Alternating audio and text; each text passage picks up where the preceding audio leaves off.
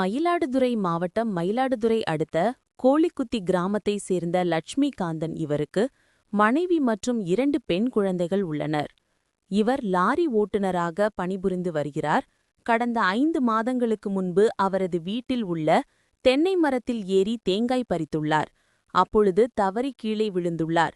இதனால் கால் எலும்பு முறிந்து மயிலாடுதுறை உள்ள அருண்பிரியா தனியார் மருத்துவமனையில் சிகிச்சைக்காக சேர்க்கப்பட்டுள்ளார். அவருக்கு காலில் உலோக பிளேட் பொருத்தப்பட்டுள்ளது. 5 மாதம் கடந்த நிலையில் அந்த பிளேட்டை எடுப்பதற்காக அதே மருத்துவமனைக்கு சென்றுள்ளார்.